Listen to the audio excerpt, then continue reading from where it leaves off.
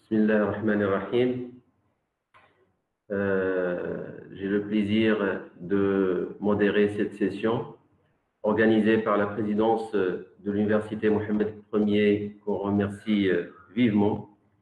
Et je remercie tous les enseignants de la faculté de médecine qui se sont inscrits dans cette dynamique d'ouverture de la faculté sur le public professionnel de santé et aussi le public, le grand public général. Et ceci aussi grâce à l'initiative de notre ami, notre consoeur, professeur Amarani Rim. Et je suis ravi d'être avec deux collègues, deux amis. J'ai le plaisir et l'honneur de travailler avec eux tous les jours. On partage notre activité hospitalière au quotidien. Professeur Khanossi Wafa, professeur d'hépato-gastro-entérologie à la faculté de médecine et de pharmacie d'Oujda, et professeur Tijani Harodi, professeur de chirurgie générale et de chirurgie oncologique, chef de service d'oncologie, de chirurgie oncologique à l'hôpital d'oncologie Hassan II. Je remercie le professeur Khanossi d'avoir accepté spontanément, comme toujours, de faire cette présentation. Et aussi, le choix des deux orateurs n'est pas au hasard, grâce à leur qualité d'enseignants, et donc leur qualité pédagogique, pour essayer de, et je suis sûr qu'ils n'ont pas c'est-à-dire de difficulté à faire passer et de simplifier les messages au public. Et deuxièmement, parce que ce sont des deux praticiens compétents. Et voilà, c'est le choix de ces deux orateurs compétents. Donc, j'ai le plaisir d'introduire. N'hésitez pas à nous suivre. N'hésitez pas à poser les questions. Vos questions sont les bienvenues. On va essayer d'y répondre par la suite. Le choix du thème aussi n'était pas au hasard. C'est un thème qui intéresse tout le monde, le grand public et aussi les praticiens. Donc, sans tarder, je passe la parole au professeur Khanossi Wafa, professeur d'hépato-gastro-entérologie. Bonsoir à tous. Merci beaucoup, cher professeur Smaili, pour cette belle introduction. Et à mon tour, de remercier d'une part l'Université Mohammed Ier de Oujda d'avoir organisé, en collaboration avec la faculté de médecine, cette très belle initiative de simplifier au fait beaucoup de thématiques qui intéressent la population générale en matière de médecine. Et je tiens à remercier spécialement ma chère amie professeure Alim Amrani pour avoir été très très active dans l'organisation de cette semaine. C'était pas évident de gérer autant de personnes, et de modérateurs et d'orateurs. Et c'était, d'après l'expérience de cette semaine, une excellente expérience. Donc, le choix de sujet, comme a dit le professeur Smaili, est un sujet extrêmement intéressant. C'est une pratique quotidienne en tant que médecin généraliste ou gastro-entérologue. La lithiase biliaire, c'est une thématique au fait qui occupe beaucoup notre pratique. Donc, je vais commencer tout de suite. Et l'objectif de cette présentation, le temps que je partage mes diapositives, c'est surtout au fait de simplifier la compréhension de la lithiase biliaire en général et de vous présenter les points clés au fait du diagnostic et de la prise en charge actualisée pour ce qui est de la lithiase, d'une part de la vésicule biliaire et d'autre part de la voie biliaire principale. Donc, je commence ma présentation en définissant d'abord le problème et localisant d'abord le problème. Et pour le localiser un peu mieux, je m'aide avec ce schéma qui montre bien en fait la situation des voies biliaires. Donc, ce qui nous intéresse, c'est lithiase des voies biliaires. Lithiase, c'est un terme général médical qui veut dire calcul. Et donc, calcul des voies biliaires. Et les voies biliaires, c'est tout un arbre, en fait, biliaire. On l'assimile à un arbre avec des branches et un tronc. Et les branches de ces voies biliaires se trouvent bien enfouies dans le foie. Et l'objectif de ces branches, c'est comme des affluents, en fait, d'un fleuve aussi, de ramener toute la bile qui est sécrétée par le foie à travers un canal commun qui est le gros tronc, en fait, de cet arbre, qui est la voie biliaire principale, qui va nous amener la bile jusqu'à son lieu de fonctionnement. Et donc, la bile a pour objectif, je vous le rappelle, de digérer, nous aider à digérer tout ce que nous mangeons et surtout tout ce qui est graisse dans l'alimentation. Mais elle a aussi un autre objectif, c'est une voie d'élimination. L'organisme se débarrasse des déchets à travers cette voie-là d'élimination par la bile, et surtout le cholestérol et un autre déchet de l'organisme qui est la bilirubine. Donc, cette bile qui va arriver du foie pour joindre ensuite le tube digestif au niveau de la première partie de l'intestin grêle, qui est le duodénum. Et la voie biliaire principale, elle est rejointe ici par le canal pancréatique. L'organe que vous voyez ici, c'est le pancréas qui se trouve juste derrière l'estomac, dans une zone très difficile d'accès au fait au niveau abdominal, qui est très enfouie, très profonde derrière l'estomac ici. Et donc, le canal principal du pancréas qui va ramener tout ce que sécrète le pancréas, comme enzymes, comme sucre, au même point que la voie biliaire principale, au niveau du duodénum, du T2, au niveau de ce qu'on appelle l'ampoule de Vater, qu'on voit ici sur l'image d'en bas, en image endoscopique. Ces espèces de petits boutons avec un orifice au centre, et c'est par cet orifice-là que va couler la bile et en même temps les sécrétions pancréatiques pour digérer tout ce que nous avons mangé et qui va arriver au niveau du duodénum. Donc ça, c'est pour localiser un peu les choses. N'oublions pas que dans cet arbre biliaire, il y a cet organe appendu à la voie biliaire principale, qui est la vésicule biliaire, qui est une espèce de poche qui sert à stocker la bile qui est sécrétée en continu par le foie. Et l'objectif de cette vésicule biliaire, c'est un organe d'économie d'énergie. Hein. Donc la vésicule biliaire a pour objectif de réserver cette bile qui est en continu produite par le foie pour en optimiser son utilisation et au fait la déverser dans le tube digestif quand on en a besoin, c'est-à-dire après avoir mangé. Pendant le repas, la vésicule biliaire va se contracter et va vider son contenu, donc toute la bile qu'il y a dedans, pour passer dans le tube digestif là où, au moment où le repas va passer dans l'intestin. Donc elle a un rôle qui n'est pas négligeable, la vésicule biliaire. Elle va permettre au fait d'optimiser toute cette physiologie, tout ce fonctionnement en fait de la bile. Donc ça, c'était pour situer le problème. Donc on va parler aujourd'hui des calculs de la voie biliaire, de la vésicule biliaire d'une part, et les calculs de la voie biliaire principale. Ce sont les localisations principales des calculs des voies biliaires. Et pour situer encore plus ou limiter encore plus la thématique de ce jour, donc les calculs biliaires, il n'y a pas un seul type de calcul. Il y a deux types principaux de calculs. Il y a les calculs qu'on appelle cholestéroliques et comme leur nom l'indique, ce sont des calculs qui sont formés à partir de cholestérol. C'est le fond en fait des noyaux en fait, de ces calculs. Et c'est la majeure partie des calculs biliaires qu'on a à gérer au quotidien.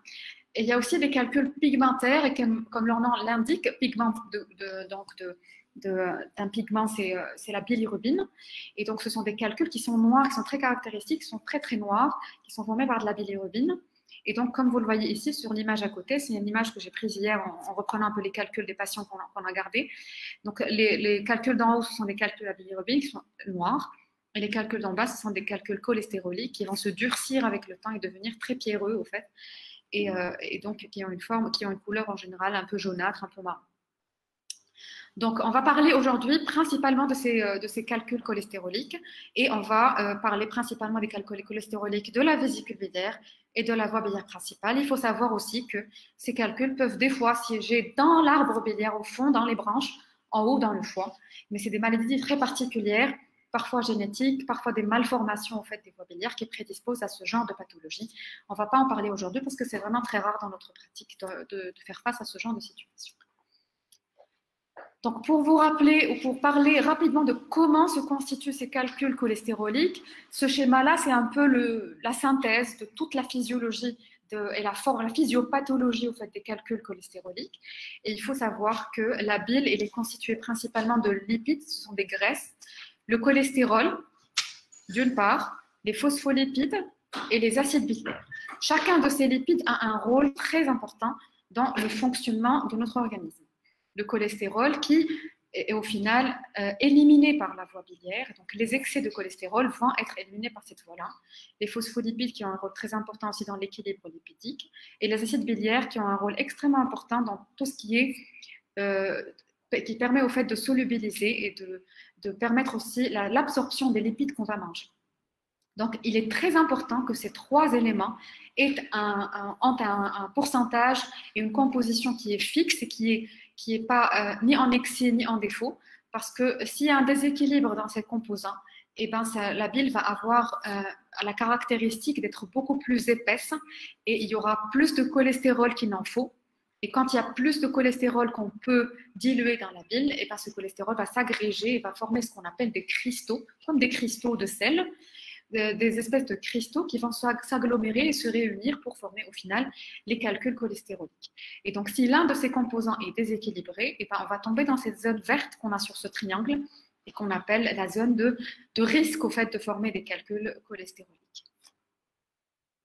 Comment se forment ces calculs? Il y a plusieurs phases. Un calcul, ça ne se forme pas du jour au lendemain. Pour former un calcul, il faut des mois, voire des années. Et ça passe par plusieurs phases. Et la première phase, comme je viens de le dire, c'est la phase de la surcharge de la bile en cholestérol. Ça, c'est la première phase. Il y a plusieurs éléments, des facteurs de risque qui vont faire que ce cholestérol est en excès ou bien il y a la bile qui est surchargée. Une fois que la bile est surchargée, la phase suivante, c'est que ce cholestérol en excès, eh bien, va s'agréger, former ce qu'on appelle des cristaux. Et ces cristaux vont se réunir pour former ensuite des noyaux. Et c'est la base du calcul et le fond du calcul. Et ensuite, il y a des couches qui vont venir se rajouter et font que le calcul grossit avec le temps. Les calculs ne sont pas forcément visibles, ni le patient ne va pas se rendre compte forcément qu'il a des calculs. Il faut vraiment que ces calculs posent un problème, qu'ils aillent bloquer un canal ou qu'ils causent une inflammation ou une infection pour aller sentir la présence de ces calculs. On peut avoir des calculs dans notre vésicule, même des fois dans la voie biliaire principale, sans pour autant s'en rendre compte. Et donc, pour qu'ils soient symptomatiques aussi, ça demande des fois du temps. Et c'est certains éléments particuliers vont favoriser que certaines personnes vont faire que ces calculs vont devenir un problème en fait pour le patient et vont causer des complications. Donc, ça prend des années, des fois des mois, voire des années pour former ce genre de calcul. Donc, pourquoi ces calculs se forment? On a vu un peu la base de la physiopathologie, mais il y a plusieurs facteurs de risque qui font en fait que l'un de ces éléments soit favorisé, que ça soit trop de cholestérol dans la bile, que ça soit pas assez d'autres éléments, notamment les phospholipides ou les acides biliaires, qui fait que la composition est déséquilibrée et la formation des calculs par la suite. Les facteurs de risque dépendent de plusieurs organes, pas forcément des voies biliaires. Et le premier organe qui va être concerné, c'est surtout le foie, parce que le foie, c'est l'usine, en fait. L'usine de beaucoup d'éléments, en fait, qui font que c'est une usine qui construit beaucoup d'éléments de notre organisme. Et par rapport au calcul et aux voies biliaires, la bile, c'est l'usine qui fabrique, en fait, la bile. Et c'est le foie qui va être responsable d'équilibrer le cholestérol et d'éliminer le cholestérol dans la bile. Donc, si le foie, pour une raison ou pour une autre, on va voir les facteurs favorisants qui font que le foie fonctionne mal ou que le cholestérol soit en excès, qui font qu'il y a une hypersécrétion de cholestérol dans la bile, donc une concentration de cholestérol qui est plus élevée. Les éléments qui dépendent de la vésicule biliaire, comme je vous ai expliqué, la vésicule biliaire, c'est une poche qui rassemble la bile pour attendre que le repas arrive, pour donner une bonne charge de bile, pour pouvoir digérer ce qu'on vient de manger. Quand cette vésicule biliaire ne fonctionne pas normalement, quand il y a une stase, c'est-à-dire une stagnation de la bile dans la vésicule biliaire, pour une raison ou pour une autre, on va voir après quelles sont ces raisons, et bien ça fait que cette bile va se modifier et va favoriser la formation de calculs. L'inflammation au niveau de la vésicule peut favoriser aussi et participer dans la formation de calculs, ou bien certaines fonctions de la vésicule qui sont en excès, notamment l'hypersécrétion de mucus. Mucus, c'est un produit qui modifie la bile, qui en fait, au fait, une bile qui va être un peu plus concentrée et qui va arriver et être beaucoup plus efficace au niveau de notre tube digestif. L'autre organe qui intervient dans cet équilibre et dans cette formation des calculs, ou déséquilibre et cette formation de calculs, ça peut aussi être l'intestin par deux fonctions principales. Notre intestin, d'une part, il va absorber le cholestérol. Donc, s'il y a une augmentation d'absorption du cholestérol, si on absorbe trop de cholestérol de ce qu'on mange, on va avoir une bile qui est surchargée en cholestérol. Ou bien, si cet intestin, il va absorber de façon diminuée les acides biliaires, et il y a une partie de l'intestin qui est responsable de cette absorption des acides biliaires, et c'est la dernière partie de l'intestin grêle de l'intestin le plus fin qui va juste avant en fait d'arriver au niveau du côlon. C'est cette dernière partie de l'intestin grêle qui est responsable de cette absorption des acides biliaires. Et si on a une maladie de cette partie-là spécifiquement de l'intestin grêle, on peut avoir un patient, une personne qui a une bile qui va être favorable à former des calculs. L'autre intervenant dans cette formation de calcul, c'est la bile elle-même qui peut être modifiée par sa composition et surtout par des facteurs génétiques qui font que ces trois composants n'ont pas la concentration qu'il faut. Génétique, comme vous le savez, c'est des espèces d'anomalies ou d'aberrations au niveau de notre code génétique dans nos cellules qui fait que certaines protéines ne vont pas être normales et ne vont pas fonctionner de façon habituelle, ce qui fait que les composants de la bile vont être déséquilibrés à cause de cette maladie génétique. C'est difficile d'en faire le diagnostic, ce ne sont pas des maladies très fréquentes, mais quand elles sont là, au final, on n'a pas beaucoup de thérapeutiques à proposer de façon spécifique. Ce n'est pas quelque chose sur laquelle on va pouvoir agir. Et donc, les facteurs principaux, au fait, qui vont faire qu'il y ait des calculs, il y a deux grosses catégories de facteurs. Il y a des facteurs sur lesquels on n'a aucune action possible, donc des facteurs qui ne sont pas modifiables. Ce que je viens de vous dire à l'instant, donc tout ce qui est anomalie génétique. L'âge des personnes, plus on avance dans l'âge, plus c'est un facteur favorisant en fait la formation de calcul. Le sexe féminin est un sexe qui favorise aussi la formation de calcul parce qu'il y a certainement des facteurs hormonaux qui entrent en jeu, qui favorisent au fait chez la femme plus que chez l'homme la formation de calcul. Donc ce sont des facteurs qu'on ne peut pas modifier. Et par contre, les facteurs modifiables, comme vous le voyez sur ce tableau, il y en a beaucoup. Et tous ces facteurs modifiables, il y en a certains sur lesquels on peut vraiment agir et on va voir la partie prévention de la lithiase biliaire à la fin. C'est le dernier chapitre dont je vais vous parler et qui va au fait récapituler principalement ces facteurs modifiables et comment on peut agir dessus pour éviter de former des calculs. Alors, le premier facteur le plus connu, au fait, qui favoriserait la formation de calcul, qui est physiologique, ce n'est pas une maladie, c'est la grossesse.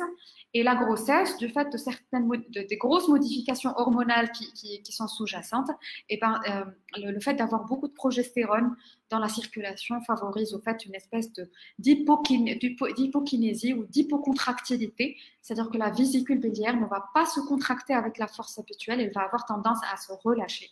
Et c'est ce qui fait que la bile, elle va séjourner plus longtemps dans la vésicule biliaire et c'est ce qui favorise au fait la formation de calcul. C'est un état qui est physiologique, c'est-à-dire que ce n'est pas quelque chose sur lequel on va agir. Il n'y a pas de traitement qu'on va proposer aux femmes enceintes pour ne pas former des calculs, mais il faut en être conscient.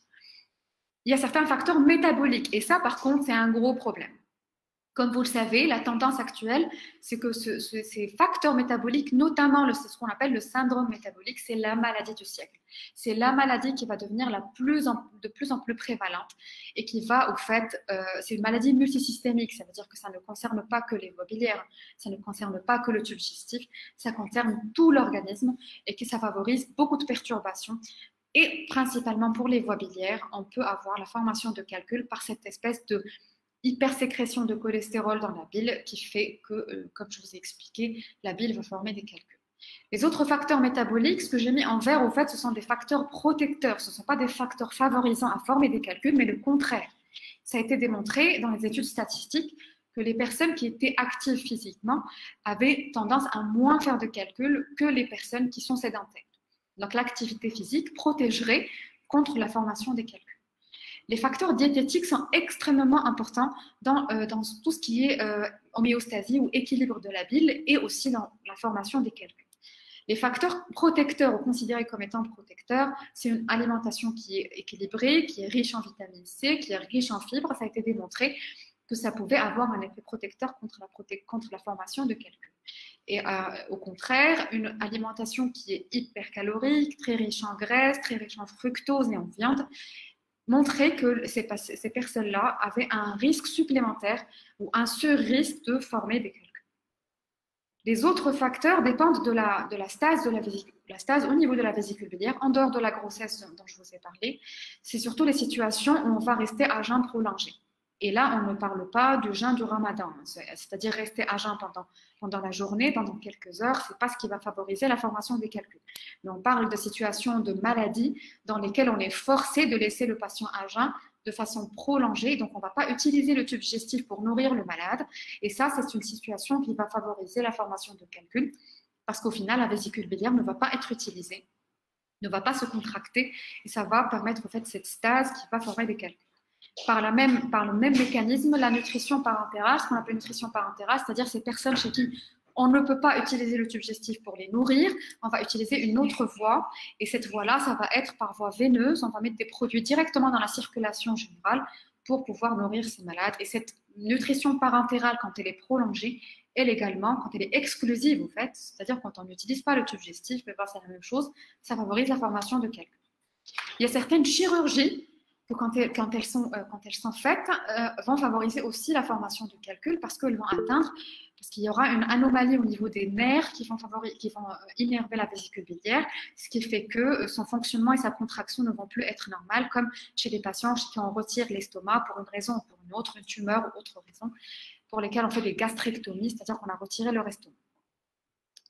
Une information très importante, c'est que la perte de poids rapide, quel que soit le mécanisme de cette perte de poids, la perte de poids très rapide va favoriser la formation de calculs. Et ça, c'est une action sur laquelle, c'est un problème sur lequel on peut agir au fait. Premièrement, quand on propose aux malades ou à une personne de perdre du poids, il faut toujours que ça soit progressif. Il ne faut pas qu'il y ait des objectifs extrêmement drastiques parce que la perte de poids rapide peut poser des problèmes de santé par la suite, notamment la formation de calculs et par le même mécanisme, une chirurgie bariatrique, c'est-à-dire une chirurgie qui va permettre aux malades de perdre du poids rapidement ou de perdre du poids, va favoriser la formation de calculs. L'autre catégorie, c'est ce qu'on appelle le cycle entérohépatique. Ça, c'est de la physiologie de la bile. C'est que la bile, quand elle passe dans le tube digestif, il y a certains éléments, ce sont les acides biliaires, qui vont être réabsorbés et vont retourner au niveau du foie. C'est ce qu'on appelle le cycle entéro, c'est-à-dire intestinal et hépatique, ce qui fait circuler ces acides biliaires entre l'intestin et le foie. Et quand ce cycle-là est interrompu, et ben la bile, au fait, elle est malade, elle va former des calculs. Qu'est-ce qui favorise l'interruption de cette circulation entre l'intestin et le foie de ces acides biliaires? C'est surtout les maladies de cette dernière partie de l'intestin grêle dont je vous ai parlé, quelle que soit la cause de cette maladie, que ce soit une inflammation, que ce soit une infection, que ce soit une tumeur, que ce soit une chirurgie, qu'on a dû retirer cette partie-là de l'intestin, on sait très bien que c'est des personnes qui vont avoir une bile qui va favoriser la formation de calculs. Il y a certains médicaments, notamment les hormones, qui favorisent aussi la formation de calculs. Les octréotides, ce sont des analogues de somatostatine qu'on donne chez certains malades pour des maladies pancréatiques ou des maladies tumorales. Mais il y a d'autres médicaments, notamment les fibrates. Les fibrates sont des médicaments qu'on utilise pour baisser le taux de triglycérides dans le sang.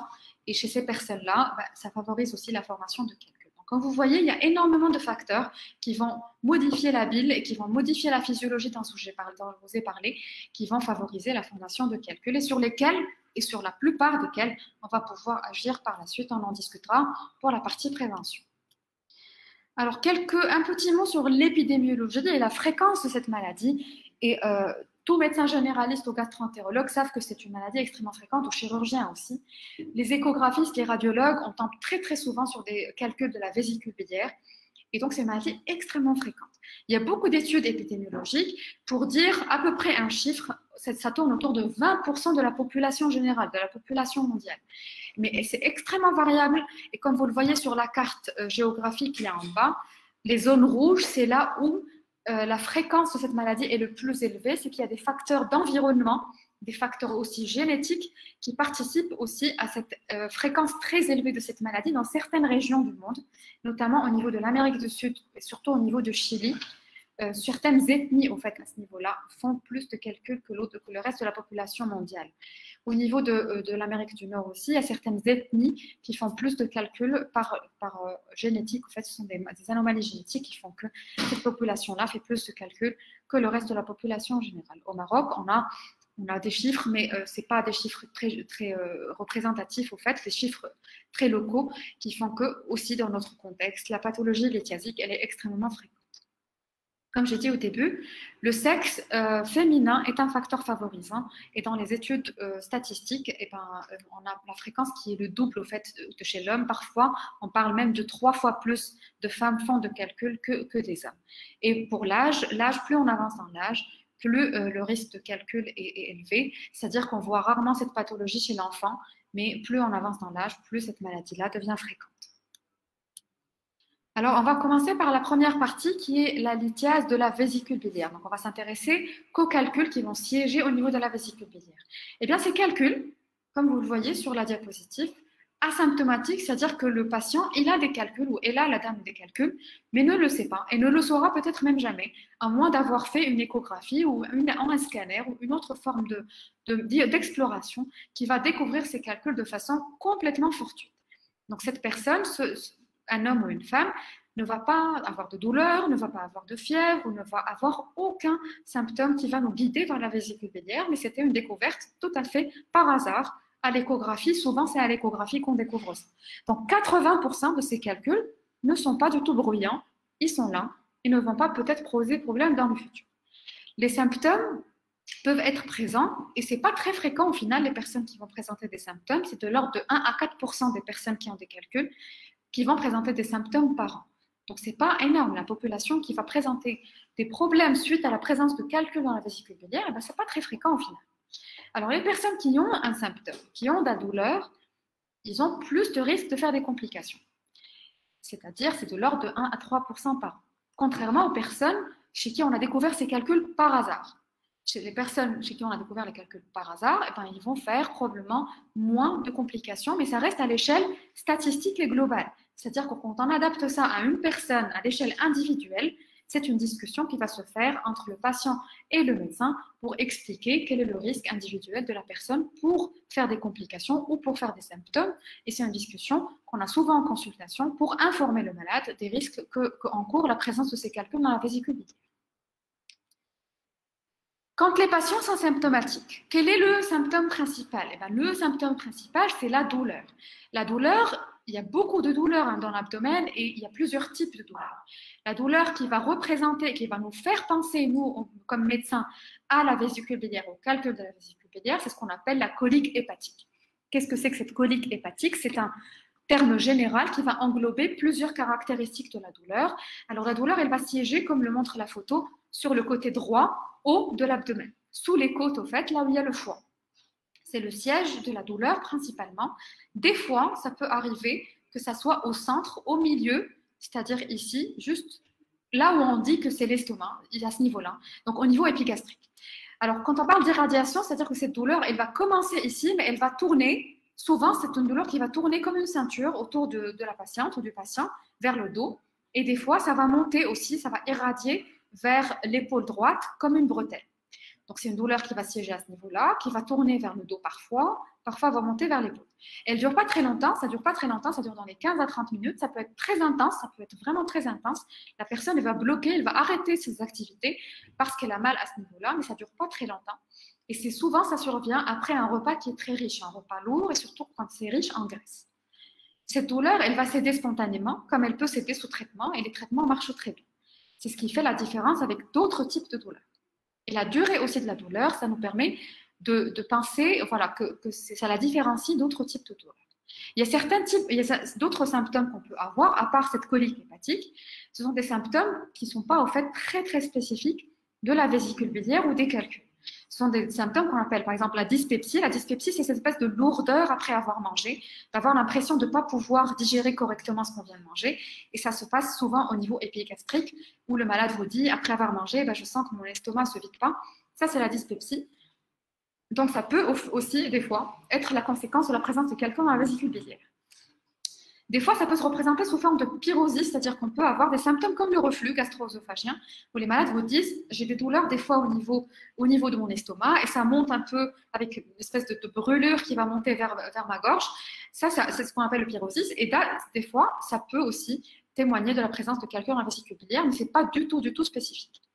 Des patients peuvent se plaindre des fois juste de ballonnements. Les ballonnements ne sont pas spécifiques de calcul, mais c'est des personnes qui peuvent présenter aussi des ballonnements ou des flatulences. Donc, devant ces symptômes, on va chercher, on va explorer, et des fois, on tombe sur des calculs. Mais comme ça peut aussi être le reflet d'autres choses. Et ces calculs, au fait, sont là, mais ce n'est pas du tout ça, les calculs qui sont responsables de ces symptômes, mais c'est autre chose qui est responsable de ces symptômes. Alors, quelle est l'étape suivante? Une fois que le malade arrive où la personne arrive avec ses douleurs au niveau de l'hypocondre droit et ces types particuliers de douleurs, la première chose qu'on va faire, c'est une échographie abdominale.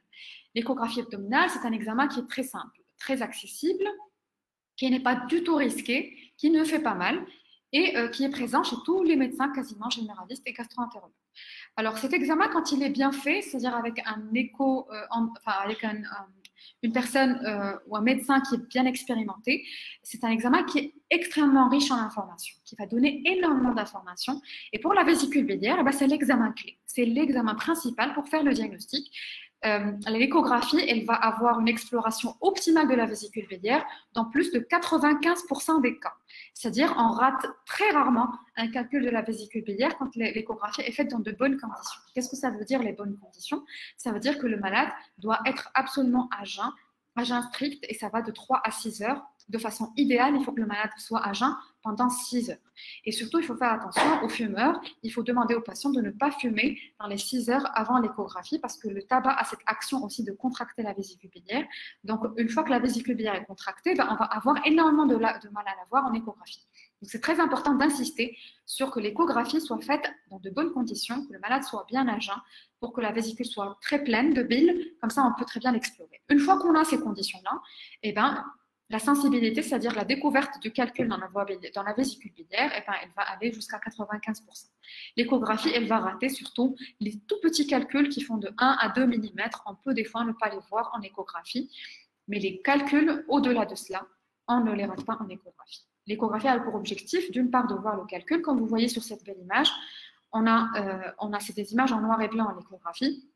Donc, tout ce qui est noir ici, dense, très noir, ça c'est la vésicule biliaire que je contourne ici avec la flèche. Et l'image que vous voyez ici qui est blanche avec cette espèce de cône d'ambre derrière, cette espèce de vide échographique, et ça c'est un calcul qui est au milieu de la vésicule biliaire. Et ce qu'on va mesurer aussi, c'est la paroi de la vésicule biliaire.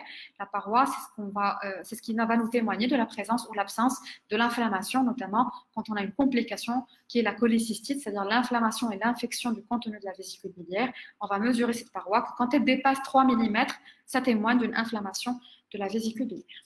Donc, l'échographie est l'examen clé. C'est un examen accessible et qui est extrêmement performant. Et des fois même, on fait des scanners et des IRM et on revient faire l'échographie parce que c'est l'examen clé pour faire le diagnostic de la lithiase de la vésicule biliaire.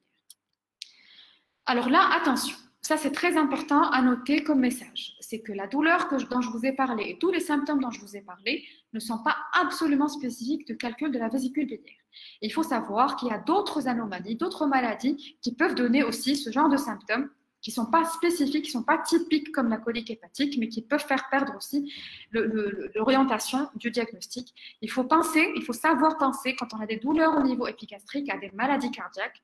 Il faut savoir penser aussi et explorer et éliminer d'autres maladies digestives, notamment la dyspepsie fonctionnelle, qui va avoir des douleurs qui sont extrêmement similaires, le reflux gastro-œsophagien, la pancréatite qui va avoir des douleurs à ce niveau-là et qui vont être très intenses, qui vont ramener le malade aux urgences.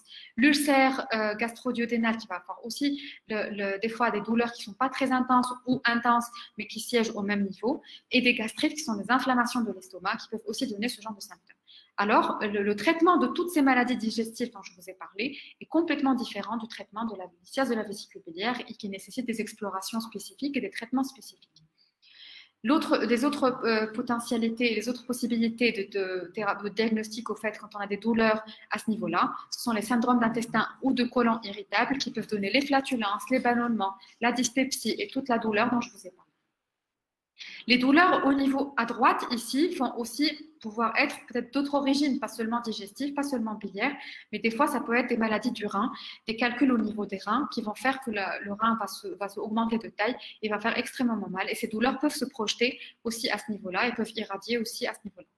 D'autres douleurs peuvent irradier à ce niveau-là. Ce sont des douleurs parfois costales ou des douleurs au niveau des vertèbres derrière qui vont donner des irradiations à ce niveau-là. Donc, il faut que le médecin qui prend en charge le patient soit extrêmement prudent dans dire la simple douleur. Il suffit d'avoir des douleurs au niveau de la droite du corps et au niveau en sous-costal à droite pour dire que si on trouve à l'échographie un calcul, eh bien c'est le calcul qui a donné ces douleurs. C'est pas vrai.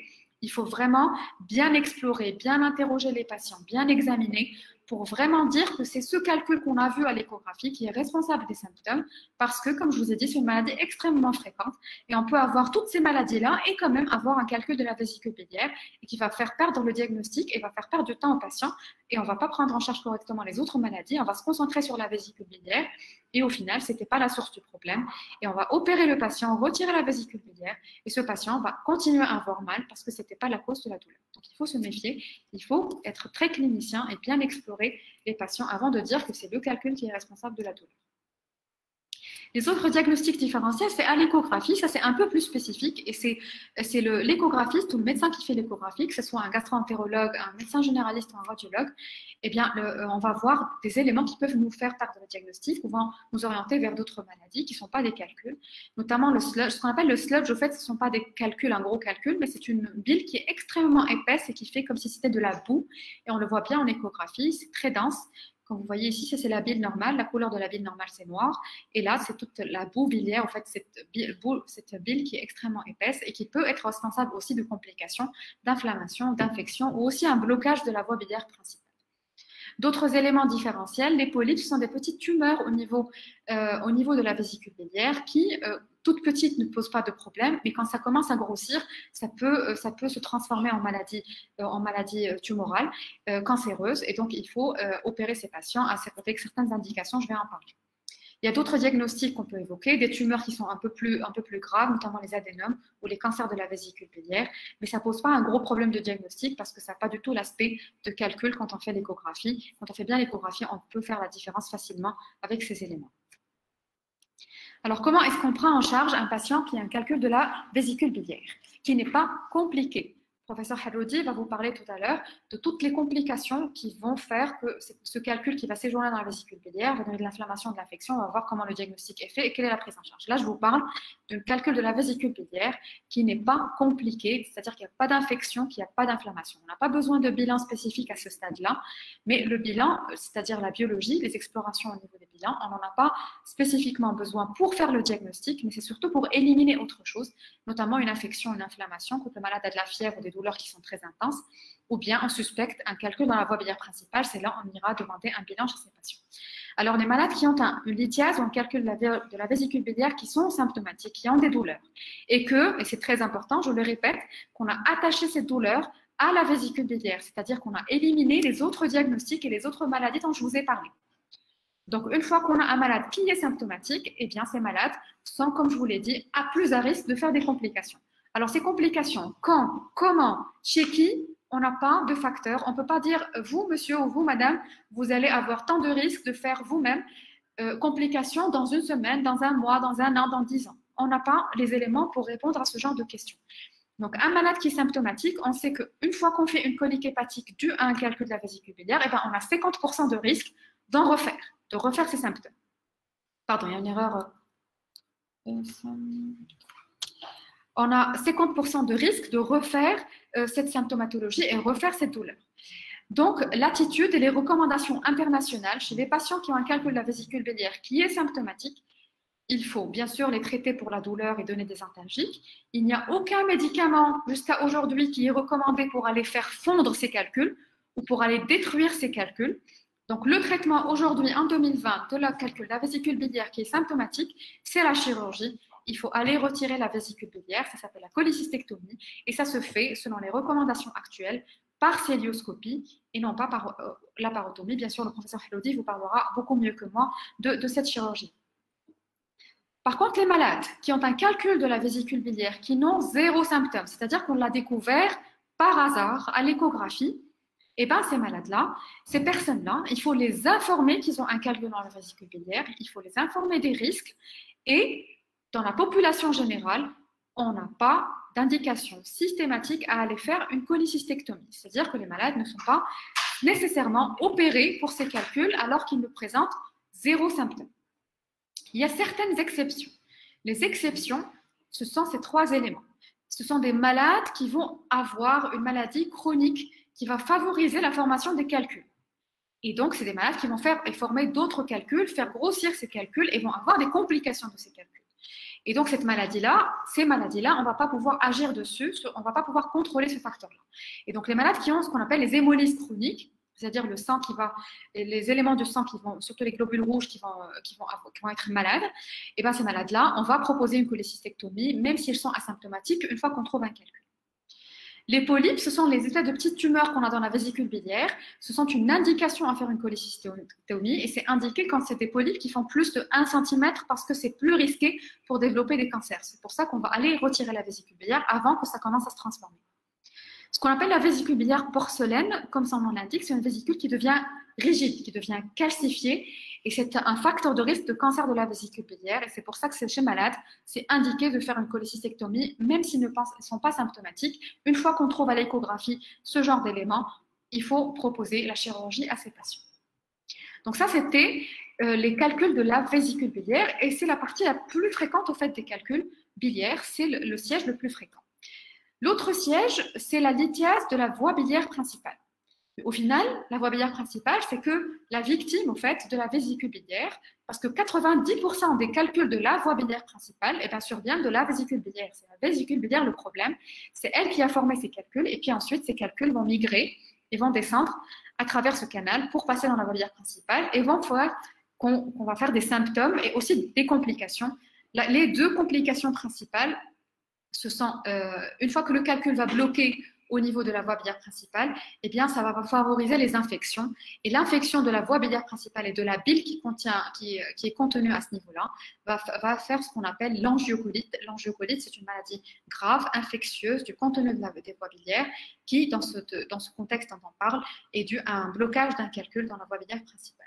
C'est une maladie qui est d'autant plus grave que le sujet est âgé, qu'il a des maladies cardiaques, rénales, pulmonaires, etc. Donc, la lithiase de la voie biliaire principale, contrairement à la vésicule biliaire, eh bien, la majeure partie des malades vont avoir des symptômes. C'est peu fréquent que le calcul de la voie biliaire principale reste silencieux. Il va faire parler de lui et seulement 5 à 12% des malades ne vont pas avoir de symptômes. Et donc, quand les symptômes sont là, eh bien, ça va être la douleur.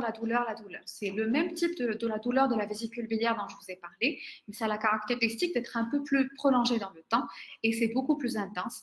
Et ça peut céder spontanément quand le calcul va bouger, comme ça peut persister de façon beaucoup plus prolongée. Le deuxième symptôme principal, c'est l'ictère. L'ictère, c'est ce qu'on voit ici, c'est la jaunisse, c'est le jaunissement de la peau et des muqueuses, qui témoigne au fait d'un blocage du calcul qui est prolongé et qui va faire que la bile ne va plus pouvoir coller et donc la bile va stagner au niveau du foie, ce qui fait que l'élément qui va faire que le malade va devenir jaune, c'est la bilirubine qui va augmenter dans le sang et donc on a un bilan biologique qu'il faut faire par la suite pour explorer cette ictère. Donc la douleur plus l'ictère peut faire témoigner de la présence d'un calcul dans la voie biliaire principale. La présence de fièvre, elle va témoigner de la complication dont je vous ai parlé, qui est l'infection du contenu des voies biliaires et ce qu'on appelle l'angiocolite. Alors, la biologie ici trouve tout son sens et tout son intérêt, c'est-à-dire qu'on va faire un dosage de la bilirubine et donc une fois qu'on a un malade qui est jaune, cette bilirubine, elle va être augmentée. C'est une bilirubine qui est spécifique, c'est la bilirubine directe. On va avoir des éléments de cholestase biologique, des gamma-GT, des phosphatases alcalines qui vont être augmentées.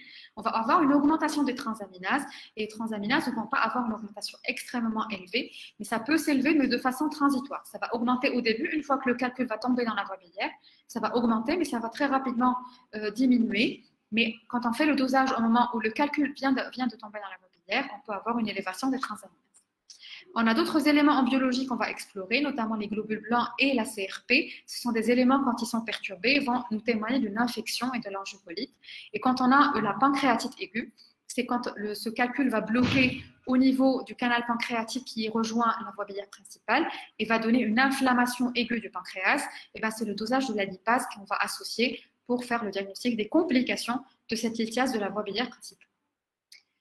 Les autres éléments diagnostiques du calcul de la voie biliaire principale, eh ben, on revient à l'échographie. L'échographie est un examen extrêmement important pour faire le diagnostic. Il n'a pas les mêmes performances. L'échographie n'a pas les mêmes performances quand on parle de voie biliaire principale par rapport à la vésicule biliaire. Elle est excellente pour diagnostic du calcul de la vésicule biliaire. Pour la voie biliaire principale, c'est un peu plus difficile parce que c'est un organe qui est un peu plus profond et il y a beaucoup d'organes qui sont devant qui font qu'on n'a pas une très bonne visualisation de la voie biliaire principale toujours en échographie. on arrive à explorer la voie biliaire principale en totalité dans plus de 50% des cas, mais ça dépasse rarement les 75% des cas. Donc, la spécificité, c'est-à-dire que quand l'échographie va voir une image qui est en faveur de calcul, eh bien, elle a souvent raison. On arrive à faire le diagnostic de calcul de la voie biliaire principale à hauteur de 90% des cas. Donc, d'abord, en échographie, on va voir la dilatation de la voie biliaire principale qui, normalement, fait au maximum 8 mm dans des conditions normales avec une vésicule biliaire qui est en place. Et quand on a une vésicule biliaire qui n'est plus en place, un malade qui a été opéré, on peut aller jusqu'à 10 mm de diamètre de la voie biliaire principale. Premier élément, dilatation de la voie biliaire principale. Le deuxième élément, c'est la visualisation directe du calcul de la voie biliaire principale. Comme vous voyez sur cette image, on a ce canal qui est la voie biliaire principale et on a au milieu cette image blanche hyperéchogène avec un condambre derrière qui est un calcul de la voie biliaire principale. Donc, l'échographie, c'est aussi un élément clé qui est extrêmement orientateur devant un patient qui a des douleurs ou qui a un ictère pour chercher un calcul de la voie biliaire principale. Le scanner n'est pas indispensable, mais quand il est fait, quand on ne voit pas le calcul en échographie et qu'on cherche un calcul, au fait, le scanner, c'est peut-être pas le premier examen qu'on va faire, mais quand c'est fait, surtout en conditions d'urgence, il a une très bonne sensibilité, mais qui ne va pas dépasser les 90%. Comme vous voyez ici sur des images scanographiques, sur cette première flèche, on a une dilatation de la voie biliaire principale. Sur la deuxième flèche, on a un contenu qui est anormal au niveau de la voie biliaire principale, et c'est un calcul qu'on voit ici. Les autres imageries qu'on va faire pour explorer la voie biliaire principale et pour chercher des calculs, on a deux imageries qui sont, on va dire, à peu près équivalentes, qui sont la bili-IRM et l'écho-endoscopie. Alors, l'écho-endoscopie, c'est quoi? L'écho-endoscopie, c'est une endoscopie, c'est-à-dire qu'on va mettre un endoscope dans l'estomac, mais cet endoscope est très particulier, il va permettre de faire de l'échographie de l'intérieur et ça nous permet d'explorer très bien la voie biliaire principale parce qu'elle est vraiment collée à la première partie du tube digestif, notamment le duodénum, et donc c'est très facile d'explorer la voie biliaire principale et on a une très très bonne sensibilité et spécificité pour chercher des calculs de la voie biliaire principale. Alors ces deux éléments sont équivalents, ces deux explorations sont équivalentes. Comme vous voyez ici, c'est une image de bili-IRM. On a exclu tous les autres organes et on a gardé que l'arbre biliaire que je vous ai montré au début sur les planches d'anatomie. On a l'arbre biliaire avec le foie qui est là, les voies biliaires intra-hépatiques, et on a la voie biliaire principale qui est ici. Et comme vous le voyez ici dans cette espèce d'ambiance blanche, on a un calcul qui se trouve à ce niveau. Ça, c'est une image de bili-IRM avec un calcul de la voie biliaire principale et aussi des calculs de la vésicule biliaire. L'écho-endoscopie, c'est un examen qui est dynamique, au fait. C'est comme l'échographie. Et donc, le malade, il peut être anesthésié comme il peut ne pas être anesthésié, mais souvent, on le fait sous anesthésie générale, sous anesthésie, sous sédation, en fait. Et donc, c'est la vidéo que je vais vous montrer ici. Regardez, c'est très dynamique. Donc, le canal qu'on voit là, c'est la voie biliaire principale. Et on voit très bien l'image d'un calcul avec le condambre qu'on voit ici. On va pouvoir mesurer la taille du calcul et la dilatation de la voie biliaire principale. Et donc, c'est un élément très important à noter pour l'écho-endoscopie, notamment aussi pour l'IRM. Elles ont toutes les deux une valeur prédictive négative, c'est-à-dire que quand l'IRM ou l'écho-endoscopie vous dit il n'y a pas de calcul dans la voie biliaire principale, l'IRM est la raison dans 92% des cas, l'écho-endoscopie aura raison dans plus de 96% des cas, et ça s'approche du 100%. C'est-à-dire que l'écho-endoscopie, si l'écho-endoscopiste vous dit il n'y a pas de micro-calcul dans la voie biliaire principale, il faut faire confiance à plus de 96%. L'avantage de l'écho-endoscopie par rapport à la bili-IRM, c'est que l'écho-endoscopie va pouvoir voir les tout petits calculs de 1 à 2 mm que l'IRM peut des fois rater. Alors, comment est-ce qu'on prend en charge ces patients qui ont des calculs de la voie biliaire principale? La lithiase, le calcul de la voie biliaire principale, quand c'est pas compliqué, c'est-à-dire qu'il n'y a pas d'infection, qu'il n'y a pas de pancréatite aiguë, on va traiter ces malades avec des antalgiques, bien évidemment. Les antibiotiques ne sont pas nécessaires à moins que le malade présente une infection du contenu de la voie biliaire principale. Le traitement aujourd'hui qui est recommandé pour le traitement et pour retirer les calculs de la voie biliaire principale, c'est ce qu'on appelle la cholangiopancréatographie rétrograde endoscopique. C'est un examen qui se fait sous endoscopie, souvent sous anesthésie, et ça permet d'extraire les calculs. Je vais vous montrer des vidéos par la suite. C'est le traitement recommandé aujourd'hui en première intention pour traiter et pour retirer les calculs de la voie biliaire principale.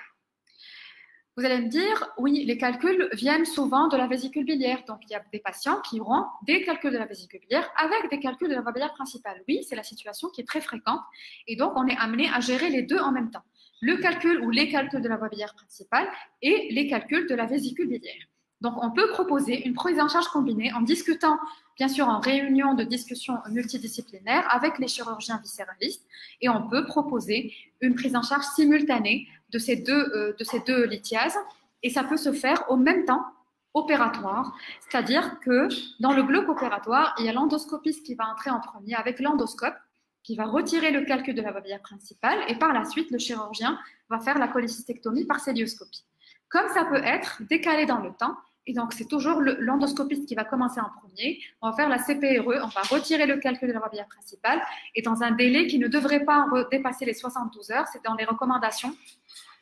La cholécystectomie, il est mieux de la faire dans les 3 jours qui suivent la CPRE et l'extraction de calcul, parce qu'il se peut qu'il y ait d'autres calculs qui vont migrer par la suite dans l'intervalle en attendant la cholécystectomie. Donc, c'est très important de la faire dans un délai assez court, c'est-à-dire dans les 3 jours qui suivent l'extraction de calcul de la voie biliaire principale.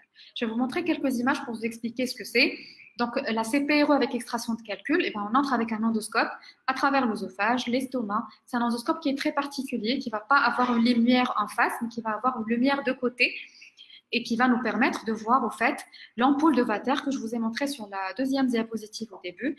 Et à travers l'orifice que je vous ai montré au milieu de cette bouton qu'on a au niveau du deuxième duodénum, on va pouvoir introduire du matériel et on va pouvoir ce qu'on appelle cathétériser la voie biliaire principale. Une fois qu'on est dans la voie biliaire principale, on va pouvoir introduire du matériel qui va nous permettre d'extraire les calculs qu'il y a dans la voie biliaire principale. J'ai quelques vidéos à vous montrer. Ça, c'est une vidéo d'endoscopie, de CPRE, cathétérisme de la voie biliaire principale du service. Et ce qu'on voit ici, c'est le duodénum avec l'ampoule qui a déjà été cathétérisée et la voie biliaire qui est cathétérisée. Et là, ce qu'on fait, c'est ce qu'on appelle la sphinctérotomie, c'est-à-dire qu'on va couper le muscle qui va fermer la voie biliaire principale en bas.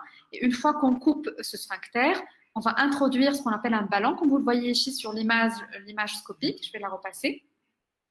Là, c'est une image par rayon X, par scopie, qui va nous aider à guider au fait notre geste et qui nous permet de voir les calculs et la voie biliaire principale.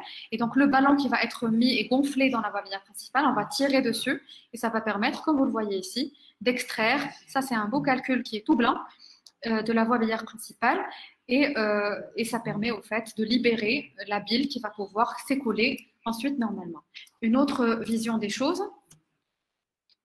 Ça, c'est une autre vidéo qui montre à peu près la même chose. Dans certaines situations, on va avoir beaucoup de calculs à extraire. On va avoir aussi ce qu'on appelle le sludge. Je vais vous expliquer ce que c'était que le sludge. C'est une espèce de boue biliaire. C'est une bile qui est extrêmement épaisse, comme on le voit ici. Vous voyez que la bile, elle n'est pas fluide, elle est extrêmement épaisse. Et il y a plusieurs calculs qu'on a pu extraire. Et on fait ceci sous guidage endoscopique, en vision, comme vous le voyez avec nous ici, mais aussi sous guidage scopique avec des rayons X qui vont nous permettre de guider après avoir injecté un produit de contraste dans la voie biliaire principale. Et vous voyez ici l'image du ballon qu'on va utiliser pour extraire les calculs. Une autre vidéo, c'est juste pour vous montrer le ballon un peu de plus près. Donc, le calcul qui va être extrait, ça c'est une CPRE de cette semaine, avec le ballon qui est là, qui dégonfle et qui gonfle. Et en fait, une fois gonflé à l'intérieur, on va pouvoir bien contrôler le calcul et qui permet de l'extraire. Donc là, on a parlé de tout ce qui est calcul de la voie biliaire, de la vésicule biliaire, calcul de la voie biliaire principale. Maintenant, on va parler de la prévention. Est-ce que déjà c'est possible de prévenir la formation de calcul? Je vous ai dit au début quels étaient tous les facteurs prédictifs, ou les facteurs au fait responsables de la formation de calcul. Donc, il y a certains facteurs qui sont modifiables sur lesquels on peut agir. Donc, est-ce que c'est possible? Ben oui, c'est possible de faire de la prévention. Alors, comment est-ce qu'on va faire cette prévention? Ben de un, pour la population générale, vous et moi, tout le monde, on peut prévenir la formation de calcul en ayant une vie saine, c'est-à-dire une hygiène de vie qui est basée sur une activité physique régulière. Ce qui est recommandé comme activité physique régulière par l'OMS et toutes les sociétés savantes, c'est 30 minutes d'activité physique par jour. Ça peut être de la marche active, mais il faut que ça soit une activité qui est génératrice, qui va brûler des calories et qui va permettre aussi d'activer l'activité cardiaque. Donc, activité physique régulière, quotidienne, 30 minutes par jour comme minimum. Un régime équilibré, riche en fruits et légumes et en fibres, et surtout moins gras, moins calorique et moins riche en fructose. Ça va permettre d'équilibrer la composition de la bile et éviter de former des calculs. Contrôler tous les facteurs de risque dont je vous ai parlé, et j'insiste et je réinsisterai sur le syndrome métabolique. Les personnes qui ont un diabète, qui ont une hypertension artérielle, qui sont obèses, qui ont un surpoids, ce sont des personnes qui ont des triglycérides qui sont élevés dans le sang ou qui ont un cholestérol qui est élevé dans le sang, sont à risque de faire beaucoup de maladies, notamment la formation de calculs dans leur voie biliaire, dans leur voie biliaire, notamment vésicule ou voie biliaire principale.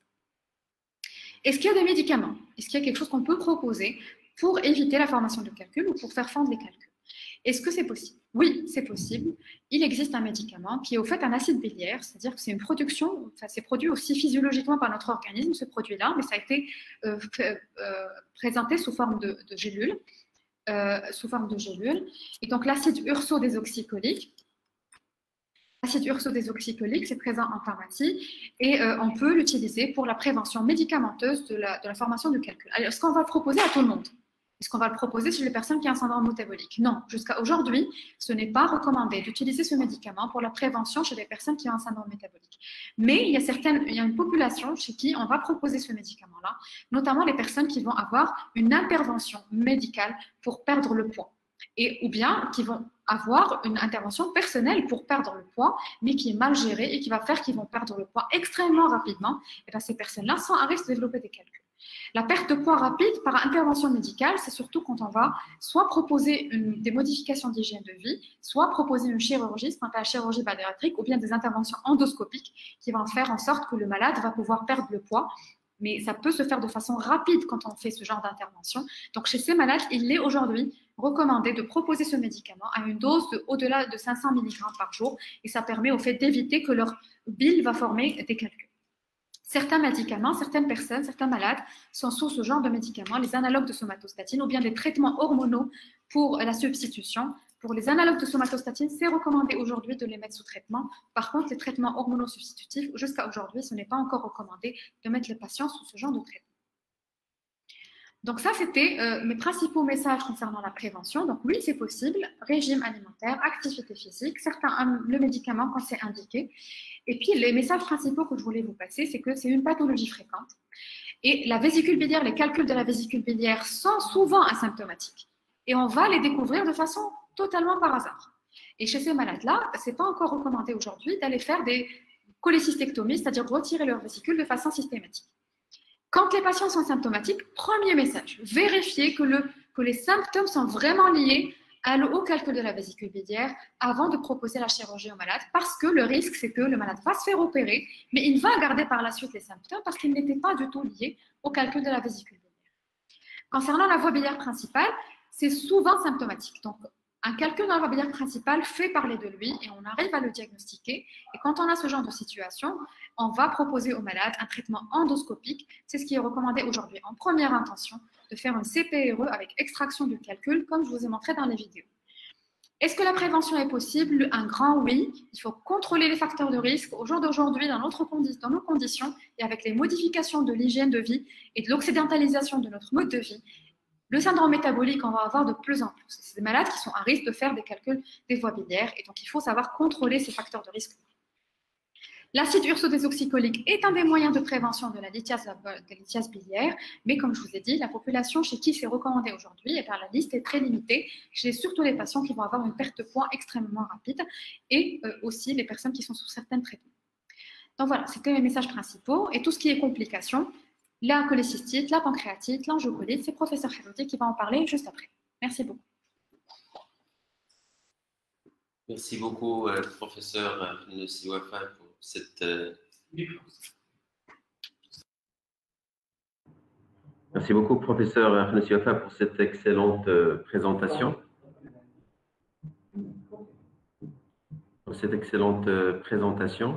Et donc assez complète. Il y a quelques questions. On va essayer d'y répondre rapidement pour passer à la présentation du professeur Kharoudi. Il y a des questions justement concernant les complications que je ne vais pas citer tout de suite en attendant la présentation du professeur Kharoudi. Donc, première question, est-ce que avec une alimentation équilibrée, encore faut-il la définir? Et tu as bien dit que parfois une alimentation qui est restreinte pourrait même prédisposés à la formation de lithiase, mais avec une alimentation équilibrée, avec activité physique régulière, est-ce qu'on garde toujours le risque de développer une lithiase biliaire? C'est une excellente question. Dans les études actuellement, vous savez très bien que c'est très difficile au fait déjà de faire des études, mais dans les études actuellement, ça a été démontré que les personnes qui avaient une activité physique régulière avaient moins de risques de développer des calculs que les personnes qui n'en avaient pas. Que les personnes qui avaient un apport de vitamine C et de fibres qui est assez important dans l'alimentation avaient moins de risques que les autres pour faire des calculs. Et ça a été aussi démontré dans l'autre sens que des personnes qui avaient une alimentation riche en calories, riche en fructose, riche en lipides, avaient plus de risques de développer des calculs. C'est ça ce qu'on sait. Hein. Les statistiques, c'est ce que ça nous a montré. Donc, par conséquent, ce qu'on peut proposer, c'est une alimentation équilibrée, riche en fruits et légumes, mais un peu moins riche en calories et en lipides et en glucides, et surtout une activité physique régulière. Donc oui, c'est censé pouvoir prévenir. Mais je vous ai dit, tous les facteurs, c'est très complexe, hein, la lithiase biliaire. Ça, on parle d'une personne qui n'a pas d'autres facteurs, qui ne prend pas de médicaments, qui n'a pas d'obésité, qui n'a pas de diabète, qui n'a pas d'HTA, qui n'a pas de syndrome métabolique, qui n'est pas enceinte. Voilà. Donc, quand on a d'autres facteurs associés, bien sûr que le régime et l'activité physique ne suffiront pas. Il faudra contrôler aussi ces maladies-là et ces facteurs de risque. Très bien. Donc,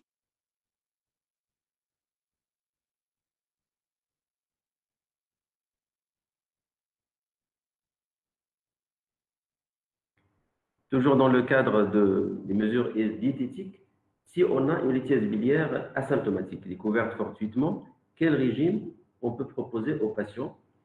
Et puis, si jamais elle est opérée, quel régime post-cholestectomie? C'est une excellente question, en effet. Vous découvrez par hasard un calcul chez un patient. Vous découvrez par hasard un calcul en échographie dans la vésicule biliaire chez une personne qui est là pour autre chose. Et bien, cette personne va vous dire qu'est-ce que je vais faire? Premièrement, il faut informer la personne ou la patiente ou le patient qu'il a un calcul. Comme ça, il en est conscient et les informer des complications possibles. Comme ça, si jamais il y a des symptômes qui sont en faveur de ce genre de complications, il va consulter rapidement et le diagnostic va être rapide et le pronostic meilleur. Est-ce qu'il y a un régime alimentaire adapté? C'est la même logique. Il faut avoir un régime équilibré. Même quand on a un calcul qui est déjà en place, ça permettrait de favoriser, diminuer les complications de ce calcul et surtout de ne pas en former d'autres.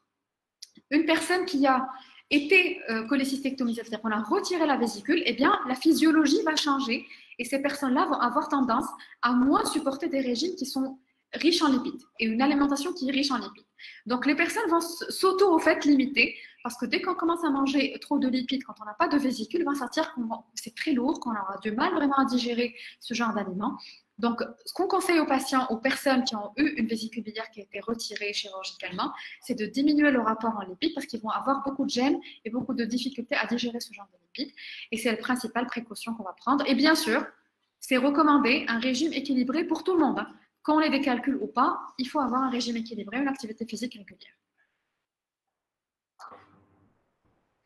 Merci. Donc, juste, je vais poser la même question, professeur Helodi, mais ton avis, l'avis du gastro-entérologue, si lithiase, toujours biliaire asymptomatique, sujet jeune, diabétique, et donc je pense que pourquoi la question diabétique, s'il y a une diminution du seuil de la douleur, peut-être ça va être asymptomatique parce qu'elle est en partie diabétique. Est-ce qu'il faut les opérer? Alors, est-ce qu'il faut? Ce n'est pas dans les recommandations. Mais comme j'ai dit, les statistiques, les recommandations, c'est pour tout le monde. Mais quand on est face à un patient en consultation, c'est une discussion qui se fait entre le malade et le médecin. Cette personne-là qui est jeune et spécifiquement diabétique, c'est-à-dire que immunodéprimé, un diabétique, il a une immunité qui est un peu moindre que la population générale. Donc, en cas d'infection, c'est des infections souvent qui sont graves. Ça se discute. Si ce patient va avoir, en discutant avec le chirurgien, une chirurgie qui ne va pas être compliquée, bien sûr, on va étudier la situation avant d'aller opérer le patient. Le risque opératoire, il est faible. Il n'y a pas d'autres maladies associées, etc.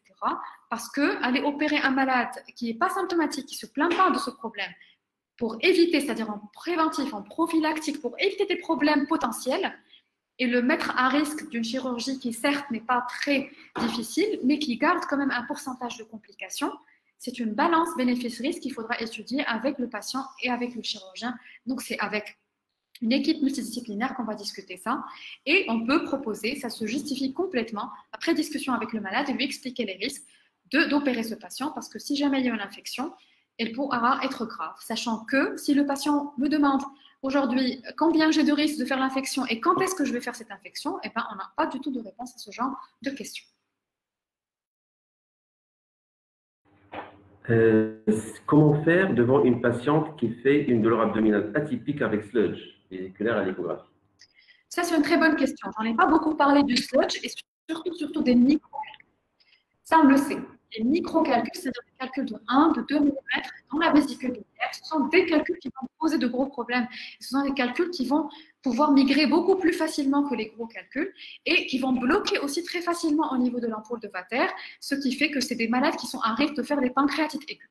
Donc oui, aujourd'hui, on a tendance à proposer des cholécystectomies chez des personnes qui présentent des micro-calculs dans la vésicule biliaire parce qu'on sait que c'est des malades qui vont faire beaucoup plus de pancréatite que les patients qui ont des calculs un peu plus gros ou bien du sludge. C'est la même logique, micro-calcul ou sludge.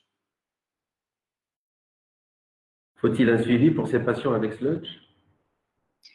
Un suivi, c'est-à-dire, est-ce qu'on va revoir le malade en consultation régulièrement? Est-ce qu'on va refaire des échographies régulièrement? Non, il n'y a pas de rythme officiel, il n'y a pas de rythme recommandé aujourd'hui dans notre pratique de gastro-entérologue pour surveiller le sludge. Ça ne se surveille pas. Par contre, ce qu'on peut faire, c'est informer le malade des risques encourus, c'est de proposer une hygiène de vie qui est équilibrée, un régime équilibré, une activité physique, et informer le malade des symptômes potentiels. Si jamais il y a des symptômes, il faut consulter et il faut consulter rapidement. C'est surtout ça qu'on fait aujourd'hui. Question de notre ami Dr Abdaimi. Comme vous le savez, après costectomie, on tombe souvent sur une voie biliaire principale dilatée. Est-ce que doit-on la considérer comme normale? On doit explorer cette dilatation par d'autres moyens pour éliminer d'autres causes.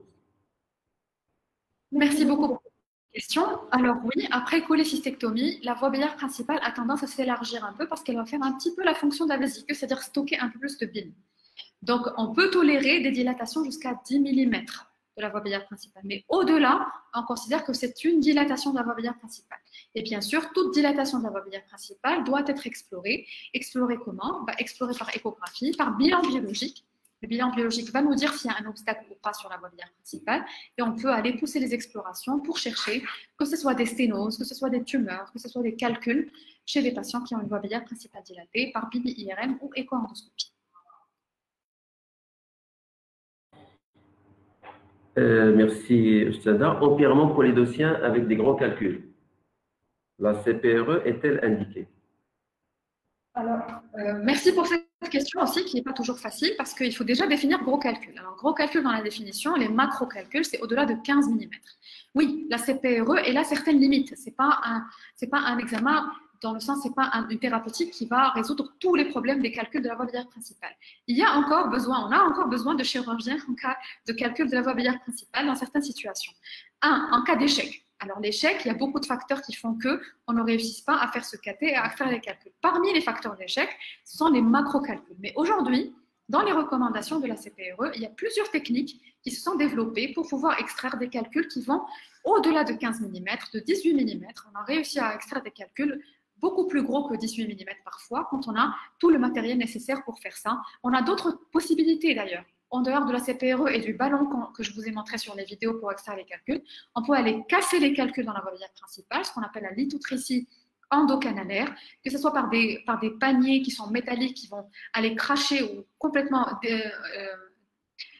effriter au fait le calcul, ou bien par des technologies beaucoup plus modernes que sont en fait la lithotricie endocanalaire par méthode de laser, par cholangioscopie ou par des jets d'eau qui sont très importants ou très puissants ou par des ultrasons, on peut entrer dans la voie biliaire principale et casser ces calculs. Donc, les limites de la CPRE sont de plus en plus poussées par les développements de nouvelles technologies et surtout pour les macro-calculs, on arrive à gérer aussi des calculs assez gros. Et bien sûr, il y a toujours une limite, toujours c'est une discussion avec les chirurgiens. Quand on a besoin d'eux, on les appelle pour retirer les calculs. Deux dernières questions. Réponse courte, c'est possible de ne pas empiéter sur la présentation de notre ami chirurgien. La place de la lithotricie biliaire, de la lithiase biliaire extracorporelle.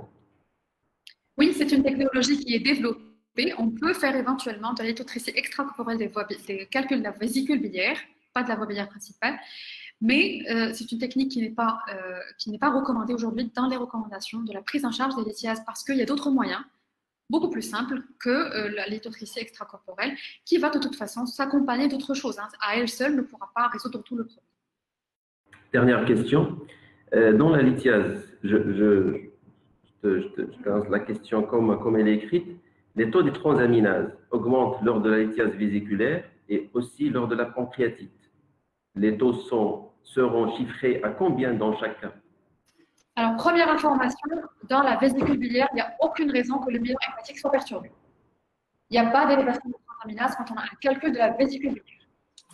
La voie biliaire principale, les transaminases sont élevées quand il y a la migration, vraiment à l'instant zéro de la migration du calcul. Une fois qu'il tombe dans la voie biliaire, on a une élévation des transaminases qui, si elle est au-delà de 3 fois la normale, témoigne d'un obstacle médiatique aigu. Cette transaminase, une fois que le calcul va rester dans la voie biliaire principale, les transaminases ont tendance à diminuer progressivement pour laisser la place à d'autres enzymes qui sont les enzymes de cholestase et surtout la bilirubine qui va augmenter ensuite. Merci beaucoup, professeur Khennessi Wafa. On a vraiment abusé de ta connaissance, de tes connaissances qui sont très à la page et d'actualité. Et le choix comme oratrice n'était pas au hasard, donc je te félicite. Et je félicite aussi, je remercie notre ami professeur Rima Amrani, qui est à l'origine de cette initiative. Et que voilà, et il est venu aussi vérifier qu'on est là, on est là, on est. Donc, je donne la parole à notre ami professeur Haredi Tijani. Non, c'est bon, je pense. Oui. Donc, professeur Haredi Tijani, une pause. Après une pause de quelques minutes. À tout de suite.